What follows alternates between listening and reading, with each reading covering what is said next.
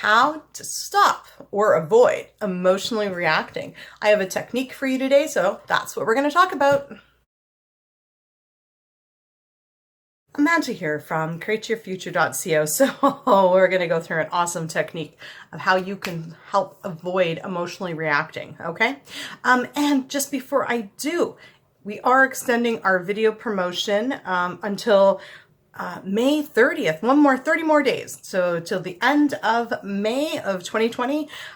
So there is a discount on video coaching sessions. So if you're interested, check the link in the description below. So guys, let's dive straight into it. So how to stop emotionally reacting, okay? So the first thing I want to explain is what makes us emotionally react, okay?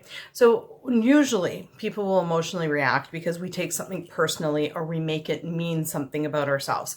So we're taking either, we're taking in their, their behavior as rejection and we're making it mean that we're not good enough, okay? So a lot of times you'll see this in a breakup, like, oh, they broke up with me. That means I must not be good enough. I got to change who I am for them to want to be with me.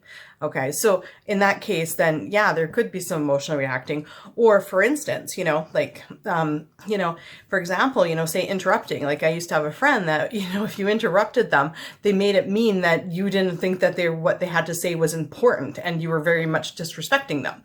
And that's what they would make it mean and freak out about that. Okay, so, there's emotional reacting, basically is, making the other person's behavior, mean something, bad towards you, taking it personally in some way, whether it's they're disrespecting you, they're ignoring you, they're ghosting you, they're rejecting you. Okay.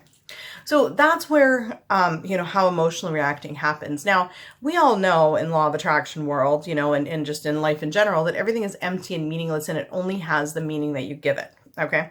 So this is where the technique comes in. Okay. So for instance, okay, let's use this example. Let's say that, Jerry's talking, right? And all of a sudden I interrupt him and then Jerry gets mad at me and he's like, rah, rah, rah, like you interrupted me, you don't respect me. Okay, well, so that's now emotionally reacting. So what the technique is to stop yourself, okay, if you're Jerry, and say, could there be other reasons why she's interrupted me? Maybe she was excited about what she had to say. Maybe she was just, trying to be part of the conversation. She didn't mean anything by it. Maybe she does respect me. Maybe she does, So taking a look at what's going on and asking yourself, could their behavior mean something else? Now, this is where the trick comes in. You have to make their behavior mean and the assumption that it's something getting you towards what your end goal is, okay? So let's say with me and Jerry, for instance, okay, and Jerry's intention with me is that, we get along and have a great conversation and we have a very close, loving, happy relationship. So it's not in his best interest to make me interrupting him mean that I'm disrespecting him, because now he's living from the end of rejection. Now he's living from the end of conflict and we're not going to get along. But if he basically says, no, you know what, she just interrupted me because we're having a great conversation and our conversations are always wonderful. Okay, now we're living from the end of being in a good relationship, having good communication. And no longer is Jerry going to be emotionally reacting, right? Another example, okay, would be, for instance, one word answers for text, like one word text, like, how are you? Good. And then reacting, saying, oh, it's only one word. It's not a conversation. And he's not asking me anything. He's not interested. He's rejecting me. Okay. So that again, now is emotionally reacting, living from the end of rejection. Ask yourself, is there some other reason why? Well, you know what? When I'm playing my video game, I only do one word answers, not because I'm ignoring anybody, but just be lucky. I even texted that back because I'm busy. Nothing to do with you. I'm just playing a video game. Okay. So is there another reason they could have sent that back one word? Maybe they were in the middle of driving. Maybe they were in the middle of working. Maybe they were in the middle of, cooking dinner and they just wanted at least to say something back to you.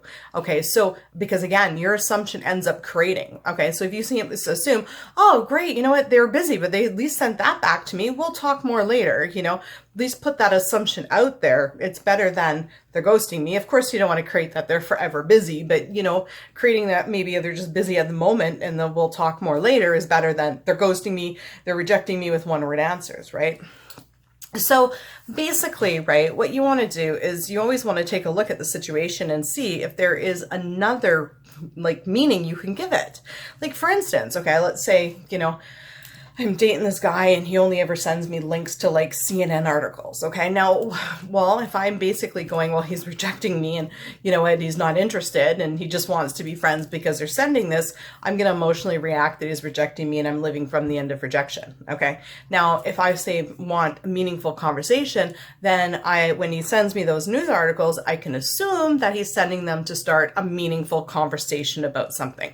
That assumption is going to stop me from emotionally reacting. Plus, it's going to get me closer to, you know, my goal. It's gonna, I'm assuming, from living from the end of having a meaningful conversation, going, oh, here's a CNN article. It's a great start. Read it. Oh my goodness, that's a cool article. Da, da, da, da, da, da, da. And then you've got something to talk about over dinner. So you've always got to see how things in your reality are going to get you closer to what you want. And, you know, and take a deep breath. You know, when something happens and it triggers you, like take a deep breath and ask yourself, you know what, could this mean something else? Could this person actually, you know, not be mean and be rejecting me? Maybe, is there maybe another reason? Like, look at it from their point of view. Some people say, look at it from their shoes. You know, take a, you know, is there another reason? You know, what other possibility is there? Okay. So as long as you always see the good in people, you're always going to get the good out of people. If you never, ever accuse someone of rejecting you, then they can never reject you. If you don't even know the term ghosting and you never accuse anyone of ghosting you, then nobody can ever ghost you. If you never say, oh, they're ignoring me, then you're never going to be ignored. Okay. So those things only live in your perception of the situation. Okay. So take a look at where you're emotionally reacting. What is happening and what are you making it mean? And can you change that meaning? Can you change that meaning to make it in line with what you actually want to create? Okay. Yeah, I know that was a lot in like 6 minutes.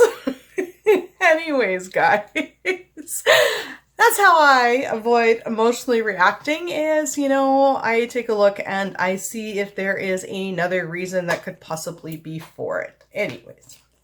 So yeah, I intend that everybody got something out of that video. And thank you guys so much for liking, commenting, sharing, and subscribing. You guys are all amazing and we'll see you in the next video. Bye-bye.